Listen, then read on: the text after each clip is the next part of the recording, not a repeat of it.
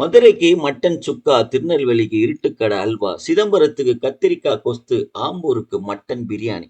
நம்ம ஊருக்கு அதாங்க மெட்ராஸ்க்கு வடகறி, இட்லி, தோசை கூட வச்சுன்னு சாப்பிட்டா வேற லெவல்ல இருக்கும். ஈஸியா, டேஸ்ட்டா எப்படி செய்யுதுன்னு பார்க்கலாமா? ஒரு 200 கிராம் கடலைப்பருப்பை நல்லா அலசி 3லேருந்து 4 மணி நேரத்துக்கு நல்லா ஊற வச்சுங்க. 3 பச்சை மிளகா, 25 கிராம் இஞ்சி, 10 பல்லு பூண்டு நல்லா கோர்ஸா அரைச்சிக்கணும். பேஸ்டா அரைக்கக்கூடாது.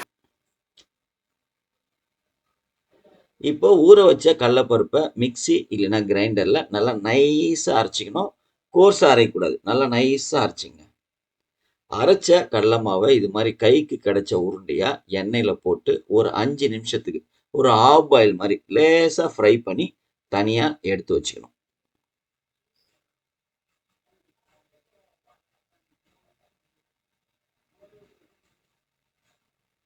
அதுக்கப்புறம் ஒரு பான்ல 50 ml எண்ணெய் ஊற்றி பட்டை, லவங்கம், மராத்தி மொக்கு, ஒரு ஸ்டார், ஒரு ஏலக்காய், ஒரு ஸ்பூனு சோம்பு போட்டு லேசாக ஃப்ரை பண்ணிங்க. கொஞ்சம் கருவேப்பிலை போட்டுக்கலாம்.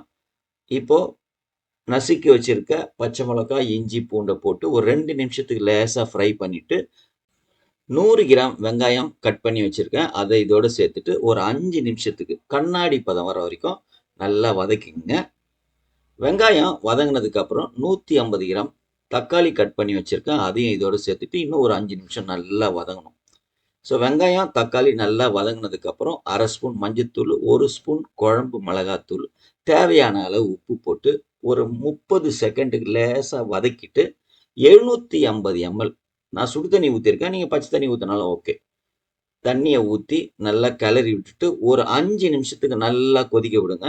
5 நிமிஷம் ஆயிடுச்சு. இப்போ நம்ம வறுத்து வச்சிருக்கிற அந்த கடலைப்பருப்பு வடைய இதோட சேர்த்துட்டு நல்லா மிக்ஸ் பண்ணி விட்டுட்டு 15 நிமிஷத்துக்கு மீடியம் ஃப்ளேம்ல நல்லா இந்த கடலைப்பருப்பு வடைய வேக வைக்கணும். 15 நிமிஷம் வெந்ததுக்கு அப்புறம் பொடியா நறுக்கின கொத்தமல்லி தழை, புதினா தழை, 1/2 ஸ்பூன் கரம் மசாலா பவுடர் போட்டு அப்படியே மூடி வச்சிருங்க. ஒரு 15 நிமிஷம் அப்படியே இருக்கட்டும். சூட்லயே 15 நிமிஷம் நல்லா கும்முனதுக்கு அப்புறம் அதை ஓபன் பண்ணி இது மாதிரி மேஷர் வச்சு நல்லா நசுக்கி எடுத்தீங்கன்னா ஒரு அருமையான மெட்ராஸ் வடகறி ரெடி. சுட சுட சுட இட்லி, தோசை, பூரி, சப்பாத்தி, பரோட்டா எல்லாத்துக்கும் செம்ம டேஸ்டா இருக்கும். செஞ்சு பாருங்க, சாப்பிட்டு பாருங்க, சந்தோஷமா இருங்க.